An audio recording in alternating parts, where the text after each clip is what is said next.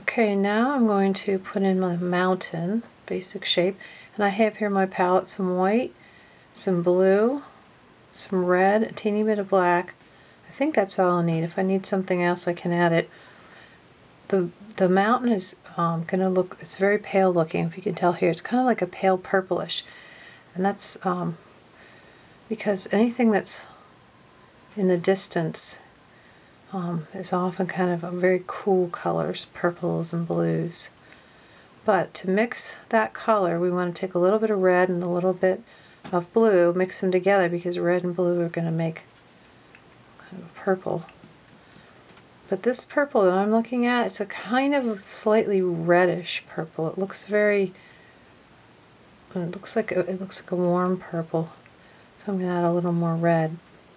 And of course the white makes it light. So I'm going to fuss a little bit.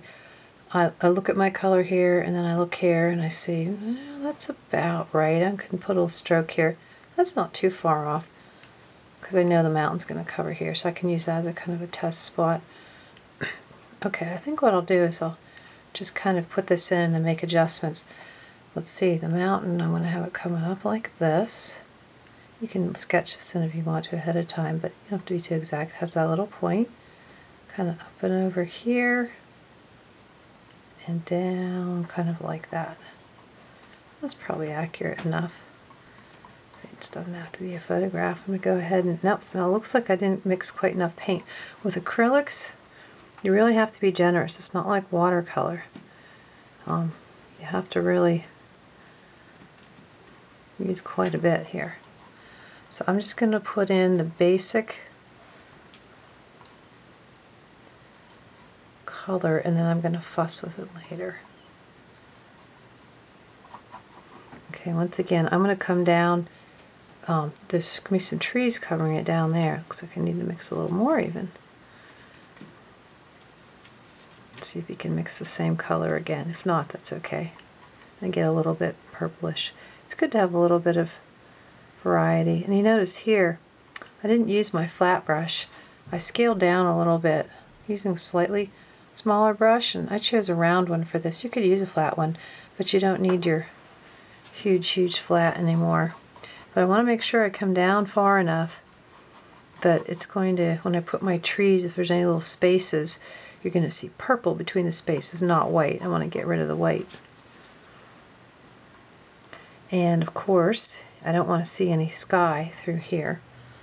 Let me get the sky all covered up.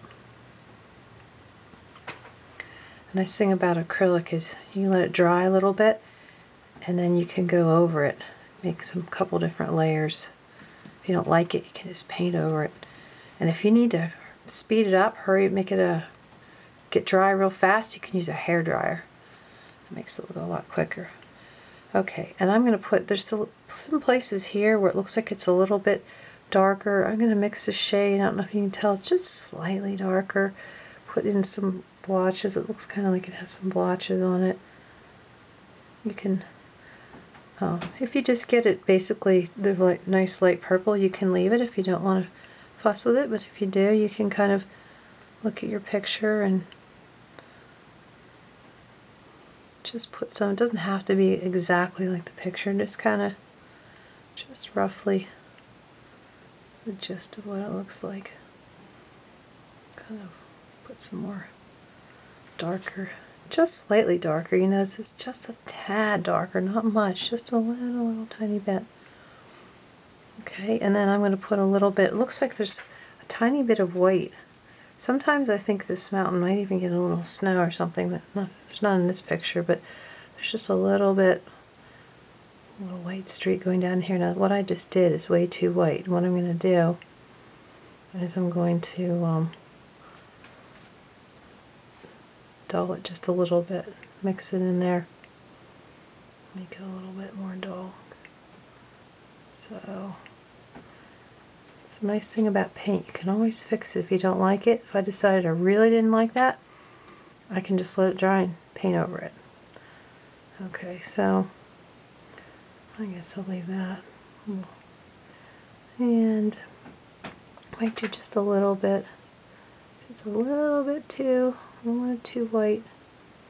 Just a little bit of whitish on top. But if you don't want to do this, it's fine.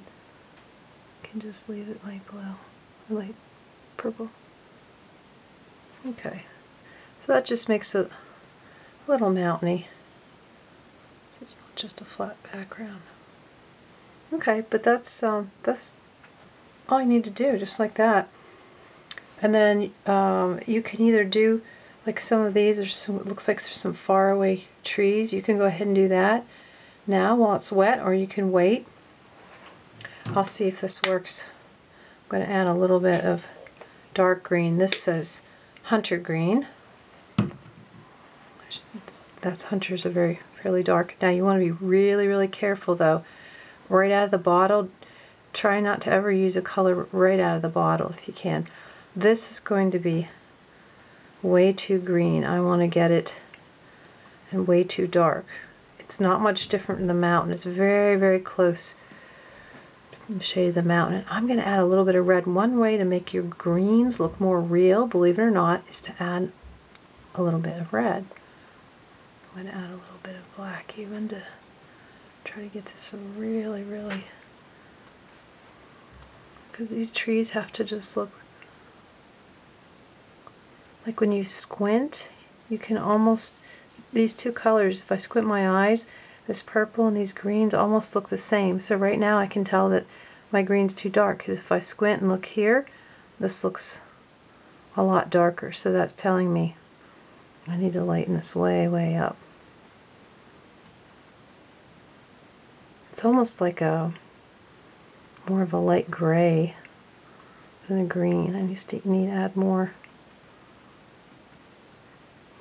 Okay, and then one technique you can use, you don't always have to paint with your brush like this. Sometimes what's good to do is just go like this, pop, pop, pop, pop. Just use the end and tap it like this. And you can get some nice, interesting, I'm going to get rid of that there. That was really a false start. But you can just go like that, tap, tap, tap, tap, tap, tap. And then you actually get a nice little kind of tree texture using the taps. Especially if the brush gets a little dry and gets better.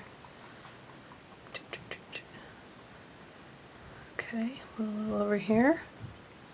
So these are going to be the really, really, really far away. You can't even tell they're trees. You're not trying to make leaves or anything. This is very, very distant. So distant that it just looks like it almost blends in with the mountain. Trees that are on the very, very base of the mountain. In fact, I'm even going to kind of blend it. The advantage of working wet here is that the purple is still a little bit wet, so if I want to, I can just sort of make a blend of the colors. Okay. So, a little bit more, and then I'm going to add just a tad. You want to keep your background colors really, really cool. No yellowy greens, very cool greens, very blue greens. Tap it in there. Okay. Alright, and then I think I'm going to let it dry for a few minutes, and then show you how to finish it up, putting in some foreground greens.